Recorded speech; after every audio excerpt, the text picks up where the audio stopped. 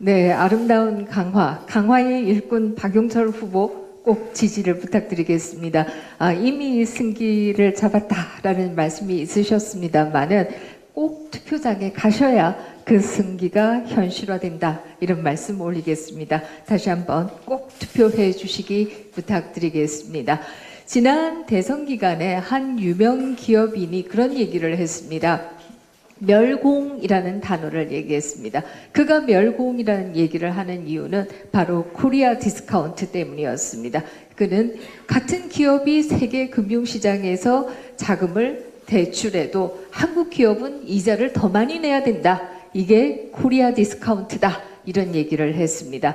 그러나 지금 대표님도 말씀하셨습니다만은 우리가 세계 국채 지수에 편입이 되게 되면 이제 우리 기업이 훨씬 낮은 이자율로 자금을 조달할 수 있게 됩니다. 뿐만 아니라 대한민국 정부도 정부의 부채에 대해서 이자를 내야 되는데요. 그 이자가 1조 원 정도는 줄어들 것이다. 이런 예상들이 나오고 있습니다. 또 가계도 마찬가지입니다. 가계가 가지고 있는 가계부채에 대한 금리도 상당히 내려갈 것이다. 이런 예상들이 나오고 있고요. 뿐만 아니라 환율도 좋아질 것이다. 원화 가격이 올라갈 것이다. 그런 경우에 있어서는 수입 물가가 낮아지고 지금 고물가로 상당히 어려움이 있는 것은 사실입니다만은 수입 물가가 낮아지면 전반적인 물가의 안정에도 도움이 될 것이다. 이런 얘기 드리겠습니다. 사실 언론 지형이 기울어진 운동장입니다. 이 때문에 윤석열 정부에 대한 부정적인 뉴스들만 계속 나옵니다만은 그러나 윤석열 정부는 굉장히 튼튼한 경제 행보를 보이고 있습니다. 지금 세계국채지수에 가입하게 된 것도 그 결과이고요. 뿐만 아니라 올 연말이 되면 세계 5대 수출국으로 자리매김할 것이다. 이런 예상들이 나오고 있습니다.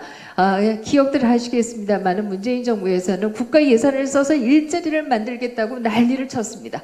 그러나 이제 이 일자리가 윤석열 정부에서는 국가 예산을 쓰지 않아도 늘어나고 있습니다. 이 때문에 실업률이 2%대로 유지되고 있습니다. 뿐만 아니라 최근에는 아이가 태어났어요 라고 하는 반가운 소식도 있었습니다.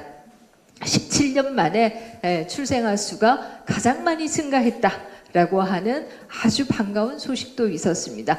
이런 뉴스들은 각종 가십에 밀려서 혹은 명태균이니 뭐니 알 수도 없는 인물들에 밀려서 이런 소식들은 제대로 알려지지 않고 있다라고 하는 것이 매우 안타까운 현실입니다. 그럼에도 한 가지 분명하게 말씀드릴 수 있습니다. 국민의힘은 일하는 정당입니다. 그리고 그 결실을 보고 있습니다. 그러나 민주당은 여러분들이 잘 아시다시피 국민의힘이 쌓아놓은 돈을 퍼다쓰기만 한 정당입니다. 이 때문에 가계는 물론이고 국가도 빚더미로 올려놨던 정당입니다. 누구를 선택하셔야 할지는 아주 분명하다. 이런 말씀 감히 올리겠습니다. 아름다운 강화에서 여러분 만나 뵙게 돼서 다시 한번 감사드리고 또 반갑습니다. 부디 꼭 투표장 가셔서 강화의 일꾼 박용철 꼭 찍어주시기 바랍니다. 감사합니다.